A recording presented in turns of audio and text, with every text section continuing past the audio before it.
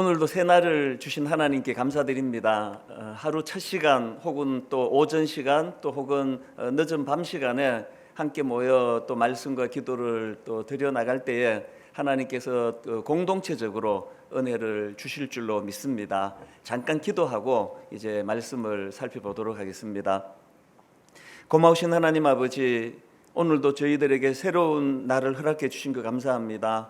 지금 국가적으로 코로나 바이러스라는 이 위기를 만나 모두가 근심하고 있는 이때에 우리가 아버지 하나님 앞에 나와 하나님 앞에 이 문제를 의뢰하며 또 은혜를 구할 수 있도록 지혜를 허락해 주신 것 감사합니다. 오늘부터 21일 동안에 전 교회적으로 마음을 모아 하나님께 말씀과 기도와 또 회개가 또 이 시대와 민족을 향한 중보기도가 흘러나오는 그런 은혜의 시간으로 인도하여 주시옵소서. 처음부터 끝까지 인도해 주시기 원하옵고 예수님 이름으로 기도드립니다. 아멘. 오늘 주시는 하나님 말씀은 구약 느헤미야 1장 1절부터 4절까지 말씀입니다. 느헤미야 1장 1절부터 4절 말씀을 가정에서 이제 예배를 드리시는 모든 분들도 다 직접 성경을 펴셔서 이제 저와 함께 같이 소리를 내어 읽으면 좋겠습니다. 느헤미야 1장 1절부터 4절 말씀까지를 우리 한 목소리로 합심해서 같이 읽도록 하겠습니다. 하가랴의 아들 느헤미야의 말이라. 아닥사스다 왕 제20년 기슬르월에 내가 수산궁에 있는데 내 형제들 가운데 하나인 하나니가 두어 사람과 함께 유다에서 내게 이르렀기로 내가 그 사로잡힘을 면하고 남아있는 유다와 예루살렘 사람들의 형편을 물은즉 그들이 내게 이르되 사로잡힘을 면하고 남아있는 자들이 그 지방 거기에서 큰 환난을 당하고 능욕을 받으며 예루살렘 성은 허물어지고 성문들은 불탔다 하는지라. 내가 이 말을 듣고 앉아서 울고 수일 동안 슬퍼하며 하늘의 하나님 앞에 금식하며 기도하여. 4절까지 이 말씀을 살펴보았습니다. 요즘 제가 흥얼거리는 그 찬양 중에 그 시선이라는 제목의 찬양이 있습니다. 아마 이 찬양 다 아실 거라 그 생각을 하는데요.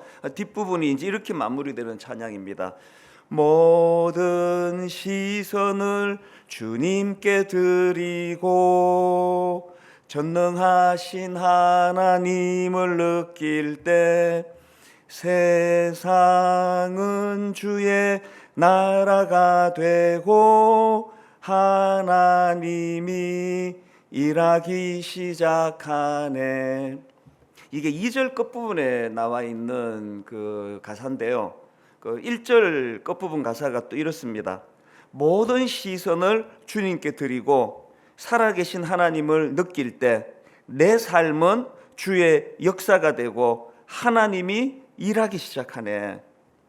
제가 이 찬양을 흥얼흥얼하면서 오늘 우리 대한민국 이 나라와 또 민족을 향해서는 전능하신 하나님을 느낄 때 모든 시선을 주님께 드리고 전능하신 하나님을 느낄 때 세상은 주님의 나라가 되고 하나님이 일하기 시작하는 것, 그리고 또 그 일이 일어나기 전에 먼저 우리 각자 우리 자신들에게 모든 시선을 주님께 드릴 때 또 주님께 드리고 살아계신 하나님을 느낄 때 먼저 내 삶이 주의 역사가 되고 하나님이 일하기 시작한다는 이 내용들이 계속 제 마음에서 되뇌어지고 또 흥얼거려지는 그런 요즘을 제가 겪고 있습니다.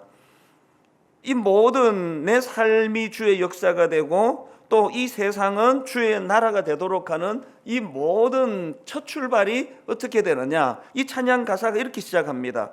내게로부터 눈을 들어 주를 보기 시작할 때예요. 내게로부터 눈을 들어 주를 보기 시작할 때. 그래서 이제 오늘부터 21일 동안 이제 이 위기의 때에 드리는 21일 기도회, 하루 3차례 이제 이른 아침 새벽기도 5시 20분부터 함께 이제 공동체적으로 모여 하나님께로 우리의 시선을 옮겨 드릴 계획이고요. 그리고 새벽에 일어나지 못하시는 분들을 배려해서 오전 10시에 교회 공동체적으로 10시에 또 함께 이것들을 나누면서 또 기도하는 시간을 가질 것이고요. 그리고 또 저녁 8시 직장인들을 위해서 저녁 8시에 또 온 가족이 함께 모여 교회적으로 이제 21일 동안 이 위기의 때에 드리는 21일 기도회를 이제 갖게 되는데, 이걸 하게 된 그 계기는 딱 하나입니다. 내게로부터 눈을 들어 주를 보기 시작할 때 하나님의 역사가 시작이 되는데, 나로부터 시작해서 이 나라와 민족을 향한 하나님의 일하심 역사가 이 첫 출발이 내게로부터 눈을 들어 주를 보기 시작할 때, 저는 너무나 설레이는 마음으로 이제 이 21일 긴 이 여정을 시작하려고 하는데요. 하나님께서 이제 은혜 주셔서 코로나 바이러스 확산으로 인해 가지고 마음껏 교회를 출입할 수도 없고 또 교회에 와서 예배를 드리지도 못하고 우리 교역자들과 함께 모여서 이제 예배 드리는 것을 영상으로 송출할 수밖에 없는 이런 위기의 상황이지만, 이것이 오히려 전화위복의 계기, 대역전 드라마를 펼쳐나가시는 하나님의 일하심을 목도하고 보는 그런 계기로 이 기도회가 사용되게 될 줄로 믿습니다. 이런 의미에서 이제 이 위기의 때에 드리는 21일 기도회를 이제 시작하게 됐는데요. 방금 읽은 이 본문의 주인공 느헤미야, 이 느헤미야라는 인물을 좀 깊이 살펴보고 조명하는 것으로 그렇게 21일 기도회를 진행할 예정입니다. 요즘 저는 이 세례 요한과 더불어서 이 느헤미야라는 인물에 대하여 종종 생각을 하고 또 묵상을 하고 또 그분의 정신을 되돌아보고 점검하는 그런 시간을 갖고 있습니다. 오늘 첫 시간에 먼저 오늘 본문의 배경을 좀 말씀드려야 되는데요. 솔로몬 왕 이후로 이스라엘이 이제 남과 북으로 두 동강이 나지 않습니까? 그렇게 분단을 하고 비극이 거기에 끝나지 않습니다. 그 이후에 북이스라엘은 BC 722년에 아수르에 의해서 멸망당하고, 또 남유다는 BC 586년에 바벨론에 의해 패망하고 많은 그 젊은이들이 바벨론으로 끌려가는 비극적인 역사를 경험합니다. 그리고는 이제 오늘 본문의 배경은 하나님의 기적적인 은혜로 그렇게 비참하게 그 포로로 끌려갔던 그들이 해방을 맞이해 가지고 이제 자기 나라로 조국으로 되돌아가는 그런 그 과정을 지금 이제 배경으로 하고 있는데요. 이 포로 귀환은 세 차례에 걸쳐 3차에 걸쳐서 이루어지는데, 오늘 본문은 바로 3차 포로 귀환을 배경으로 하고 있습니다. 1차 포로 귀환을 주도했던 스룹바벨은 성전을 다시 세웠고, 또 2차 포로 귀환을 인도했던 에스라는 이 영적인 부패와 타락을 바로잡는 데 헌신을 기울였고, 그런가 하면은 이제 오늘 본문의 주인공 느헤미야는 이제 3차 귀환 이후에 무너진 예루살렘 성곽을 다시 세우는 일에 온 힘을 쏟았던 그런 지도자였습니다. 이제 오늘부터 이제 이 과정을 하나하나 살펴볼 텐데요. 먼저 오늘 나누고 싶은 거는 이 지도자 느헤미야의 모습이에요. 이 지도자 느헤미야의 모습에 가장 그 귀한 것들이 어떤 것들이 있느냐, 오늘 본문에서 저는 이거를 이제 두 가지로 좀 그 정리를 하고 또 나누고 싶은데요. 먼저 오늘 본문 느헤미야 1장 1절입니다. 하가랴의 아들 느헤미야의 말이라, 아닥사스다 왕 제20년 기슬르월에 내가 수산궁에 있는데, 이 느헤미야는 그 당시 페르시아 왕실에서 술 맡은 관원장이었다고 그렇게 성경에 기록이 되어 있는데요. 요즘으로 치면은 이 왕의 안전을 지켜주던 뭐 대통령 경호실장 비슷한 그런 자리입니다. 그러니까 굉장한 고위직입니다. 이 1절에 나오는 내가 수산궁에 있는데라는 이 수산궁은 엄청나게 화려하고 아름다운 성전으로 알려진 그런 성전입니다. 그러니까 느헤미야는 한마디로 부와 권력을 다 갖춘 사람입니다. 그리고 뭐 얼마나 바빴겠습니까? 이 왕의 경호실장 역할을 맡는 요직을 갖고 있다가 보니까 한순간도 뭐 눈을 딴 데로 돌릴 수가 없고 또 허튼 생각을 할 수가 없고 막 굉장히 그 중요한 일들을 수행하던 인물이 느헤미야였는데, 그 느헤미야의 관심사는 이거는 감출 수가 없는 겁니다. 그 관심사가 어디에 있었느냐? 2절입니다. 나의 한 형제 중 하나니가 두어 사람과 함께 유다에서 이르렀기로 내가 그 사로잡힘을 면하고 남아있는 유다 사람과 예루살렘 형편을 물은즉, 여기 나와 있는 남아있는 유다 사람과 예루살렘 형편을 물은즉, 비록 자기가 맡은 직책은 왕을 경호하는 그런 경호실장의 역할이지만 그의 마음은 뭘 묻느냐가 그 사람의 관심사 아닙니까? 남아있는 유다 사람과 예루살렘 형편을 물은즉, 몸은 지금 느헤미야 왕의 경호실장 자리 그리고 수상궁이라는 안락한 환경에 놓여 있었지만 그의 관심은 자기 동족에게 가 있는 거예요. 그들의 형편을 물은즉, 제가 경험해 보니까요, 교회 사이즈가 크면 클수록 이 사람이 보이기보다는 자꾸 시스템이 보이고 또 이벤트가 보이고 행사 진행이 보이는 것을 제가 뼈저리게 느낍니다. 그래서 교회가 클수록 이 위험하다는 거 확실한 거예요. 개척 초기에 성도 많지 않을 때는 사람이 보였는데 어느 순간부터 사람이 잘 안 보이는 거 아닙니까? 내가 맡은 일, 내가 해야 하는 일, 그런 일들에게 이 관심이 가기 쉬운 게 이게 이 바쁜 사람들의 특징인데요. 저는 느헤미야를 묵상하면서 다짐하고 또 다짐하는 게 이겁니다. 내게 맡겨진 직책이 보이는 게 아니라 사람이 보여지게 해주시기를 원합니다. 수많은 사람 중에 한 사람으로 그 존재를 n분의 1로 나누면서 그 존재를 초라하게 만드는 것이 아니라 몇만 명이 모였다 할지라도 이 한 사람이 하나님 앞에서는 우주고 전부고 모든 것이라는 이 생각을 절대로 놓치지 않기를 원합니다. 이게 느헤미야에게서 목회자인 제가 배우는 너무나 귀한 정신입니다. 자기가 뭐 어떤 부귀영화를 누리든 어떤 화려한 수상궁에 거하든 관계없이 이 느헤미야 마음은 그 사로잡힘을 면하고 남아있는 유다 사람과 예루살렘의 형편을 물은즉, 이 한마디에서 그 마음이 어디에 쏠려 있는가를 볼 수 있고, 이것이 느헤미야의 그 존재의 귀함이라고 저는 생각을 합니다. 지금 코로나 바이러스의 확산으로 온 나라가 두려움에 빠져 있는데, 지난주에 저에게 너무나 감동적인 어떤 성도님의 그 편지 하나가 저를 굉장히 많은 생각에 빠뜨렸습니다. 내용 중에 이런 대목이 있더라고요. 코로나19 바이러스로 세계가 불안감에 있는 가운데 대구 시민들을 생각하니 눈물이 납니다. 평소 관심도 없었던 간호사, 의사가 안 된 걸 아쉬워하고 있다는 것. 얼마나 감동이 되는지 모릅니다. 여성인 것 같은데요, 평소에 관심도 없던 간호사, 의사, 내가 왜 간호사, 의사가 되지 못했는가? 내가 간호사라면, 내가 의사라면 그 고통을 당하는 대구로 달려가서 그들을 내가 도와줄 수 있는데, 이 마음이 느헤미야의 마음이에요. 몸은 수상궁에 있지만 관심이 거기에 있는 거예요.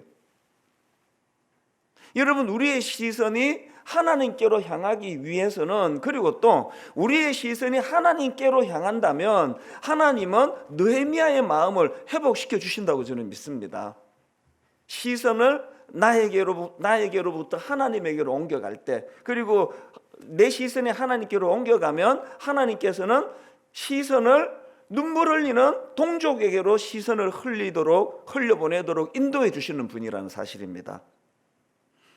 저와 또 우리 교역자들, 그리고 우리 순장님들, 또 장로님들, 권사님들, 모든 교회 지도자들이 느헤미야에게서 이 정신을 배우고 회복하게 되기를 간절히 바랍니다. 이것이 느헤미야의 첫 번째 귀함이고요. 그런가 하면은 제가 또 느헤미야의 귀한 모습, 두 번째 모습을 발견하는데 4절에 나와 있습니다. 먼저 3절을 읽어드리겠습니다. 그들이 내게 이르되 사로잡힘을 면하고 남아있는 자들이 그 지방 거기에서 큰 환난을 당하고 능욕을 받으며 예루살렘 성은 허물어지고 성문은 불탔다 하는지라. 이게 어떤 상황인가 하면은 앞서 2차 귀환 때 지도자 에스라가 자기 동족들을 이끌고 이제 그 귀국한 이후로 예루살렘 성벽을 재건하려고 애쓰는데 그 과정에서 방해를 받습니다. 그래서 이제 이 왕의 새 조서가 나올 때까지 성벽 재건을 중지하라는 명령 명령을 받습니다. 그리고는 그 명령을 받은 르훔과 심새가 예루살렘으로 가서 왕의 조서 초본을 근거로 해서 성벽을 허물고 성문을 불태우면서 강제로 역사를 중지시킵니다. 2절에서의 이 느헤미야의 그들의 상황이 어떻냐는 질문 앞에 그 예루살렘을 다녀온 친족 하나니가 자기가 본 그 현실이 너무나 가슴 아프고 너무나 비참한 게 그게 3절에서의 하나님의 표현입니다. 그들이 내게 이르되 사로잡힘을 면하고 남아있는 자들이 그 지방 거기에서 큰 환난을 당하고 능욕을 받으며 예루살렘 성은 허물어지고 성문들은 불탔다 하는지라. 이런 가슴 아픈 그 고향에서의 소식이 전해지니까 거기에 대한 이 느헤미야의 반응, 이게 너무나 제가 귀하게 생각하는 두 번째 느헤미야의 강점입니다. 4절에서 이렇게 반응합니다. 내가 이 말을 듣고 앉아서 울고 수일 동안 슬퍼하며. 앞에서도 말씀드렸지만 그는 왕의 경호실장이라는 엄청난 중요한 직책 그리고 권력을 가졌고 또 수상궁이라는 화려한 환경 속에서 눈 한 번 찔끔 감으면 자기 인생은 죽을 때까지 호의호식하고 부와 또 그 권력을 누릴 수 있는 자리입니다. 그런데 나중에 그는 그 모든 기득권을 다 내려놓고 자기 조국으로 되돌아가서 오래 방치되었던 예루살렘 성벽 재건 운동에 힘을 쓰는데요. 이 모든 결단의 첫 출발이 4절에 나와 있는 내가 이 말을 듣고 앉아서 울고 수일 동안 슬퍼함이에요. 에너지가 여기서 나오는 거거든요. 여러분은 요 근래 무슨 일로 슬퍼하고 계십니까? 어떤 일로 억울하고 어떤 일로 분해서 잠을 이루지 못하고 계세요? 그리고 그것이 에너지가 돼가지고 어떤 지금 에너지를 거기다 다 쏟고 계세요? 그 크기가 무언지를 생각해 보셨습니까?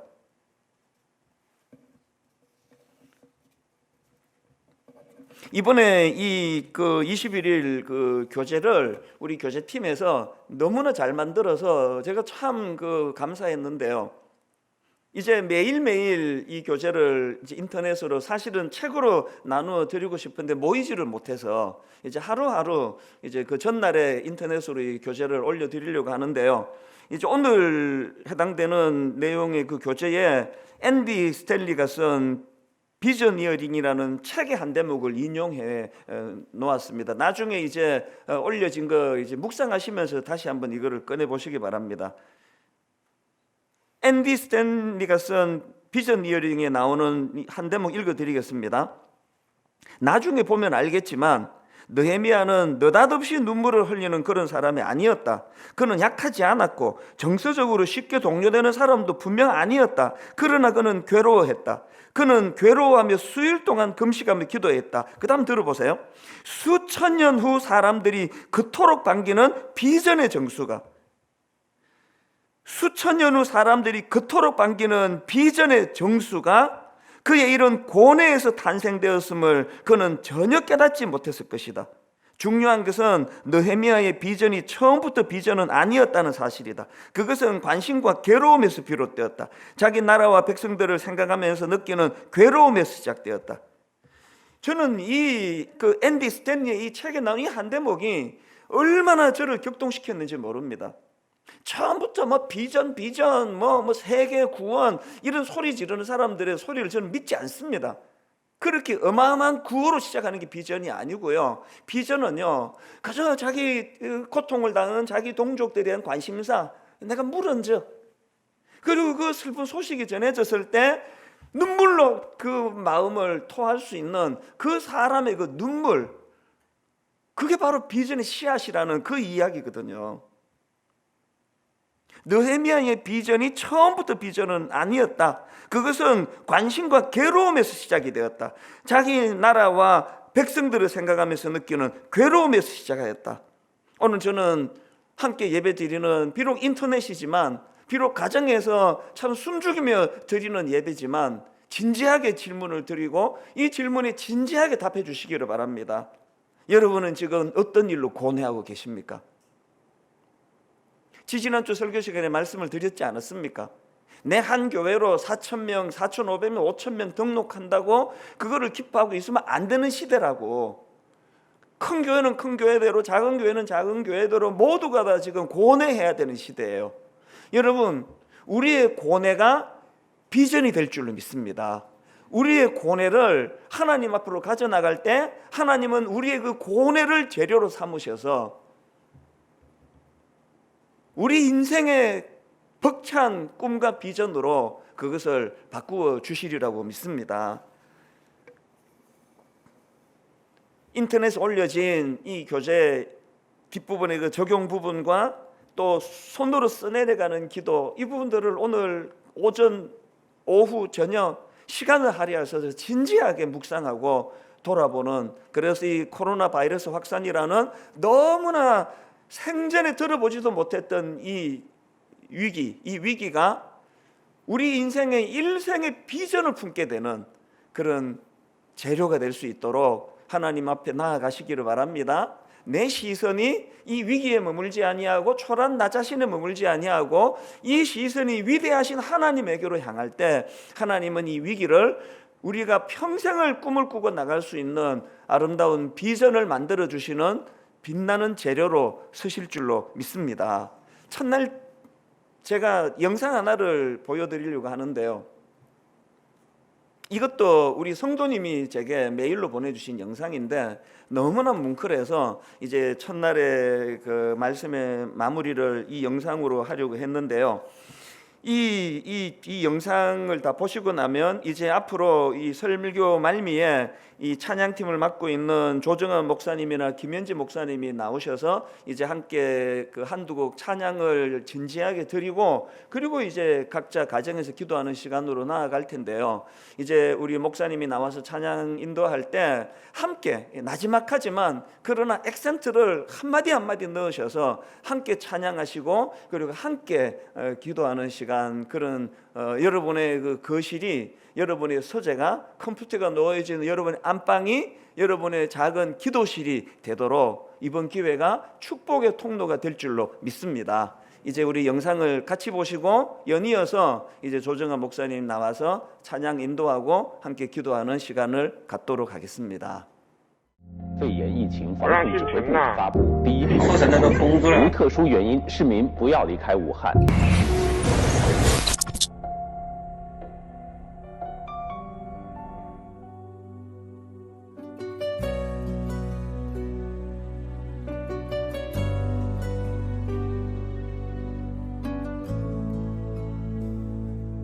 冷清的武汉大街，笼罩在灰蒙蒙之中。直到那抹亮丽的黄色出现，他们不是医生，他们不是警察，我们叫不出他们的名字。厚重的防护服阻碍着，使我们看不清他们的脸庞。从来都没有想过，口罩有一天会成为武汉的救命稻草。哪里有口罩，哪里就有希望。此时待在家中是最安全的保命方式，却偏偏有这一抹黄执着地出现在病毒蔓延的大街上。他们是平凡的不能再平凡的普通人，没有后方提供保障，没有厂家提供物资，只是因为心中那股坚定的信仰，自发地给路人免费送口罩。所有从他们手中递过爱心口罩的人，也许都听过一句话，叫上帝爱你。一时间，所有的人都知道了他们有个共同的名字，叫基督徒。罪人中的罪魁，虽然如此，主呼召我。他们不仅仅是送口罩，更是告诉那些不安的人，神爱他们，神救他们，所有信神的人都能得着真平安。教会的弟兄姊妹10年来坚持在街头传福音，当我们这样去遇到了一场灾难临到的时候呢，我们也仍然是保持着这样10年来人人传福音的一个习惯。但我们现在呢，就多了一个危险，所以就多了一个装备。我们就看见黄色的这样一个防护服呢，成为武汉最美丽的颜色，成为武汉这一个灰暗的人心世界里面呢，一个温暖的亮光。他们已经顾不上自己的安危，逆流而上。别人在忙着囤口罩保命，他们却在忙着送口罩救命。武汉经历这么大的艰难，我们基督徒带着上帝的爱来安慰你们，将这小小的口罩免费的送给你们，表达一份上帝的爱心，上帝而来的爱心。愿上帝祝福你们，愿上帝祝福武汉平安。即使在如此人心惶惶的时刻里，他们福音的脚踪却如往常一样，甚至迈得更坚定了。他们才是风浪中的平安者，将神所赐的真平安见证在这块无处安息的土地上。在风雨中，真平安才显得珍贵；在患难中，神的军队才显得与众不同。武汉在遭遇到人意想不到的灾难的同时，意想不到，神也正在为武汉打开救恩的大门。 이 시간 주신 말씀 기억하며 주님을 찬양하길 원합니다. 우리들의 찬양 418장입니다. 가사를 생각하며 기도하는 마음으로 이 찬양을 주님 앞에 함께 고백하시겠습니다.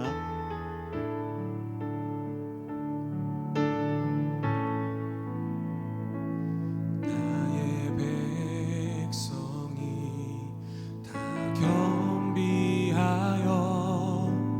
내게 기도하며 나의 얼굴을 구하여서 그 악한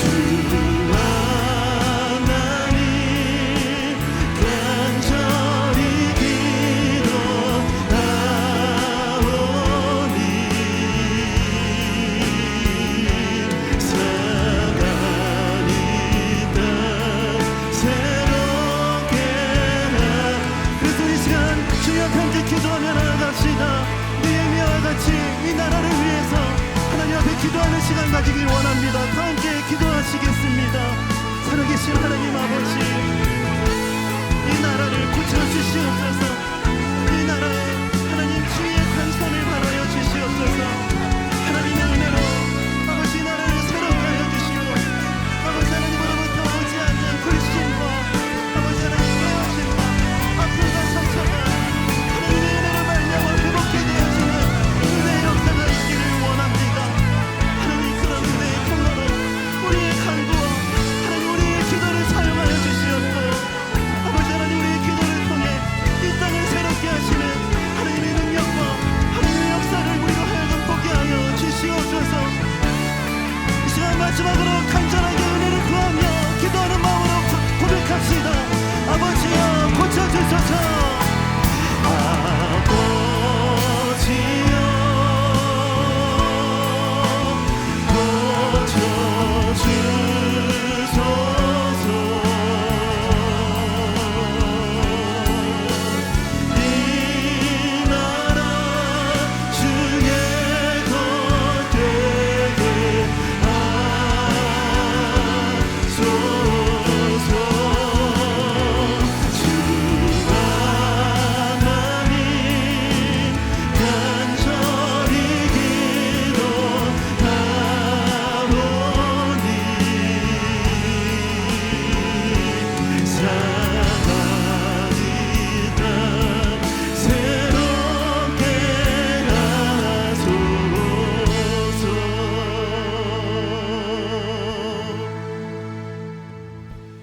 이 시간 느헤미야와 같이 주님 앞에 기도하기를 원합니다.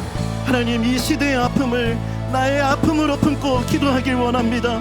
아버지 하나님 우리 마음 가운데 주의 마음을 허락하여 주셔서 나라를 위하여 한국교회를 위하여 아파하고 있는 이 시대의 문제를 위해서 아버지 하나님의 마음으로 기도할 수 있는 은혜를 우리에게 허락하여 주시옵소서. 이 마음으로 주님 앞에 간절히 주님 앞에 기도로 나아갑시다. 함께 기도하시겠습니다.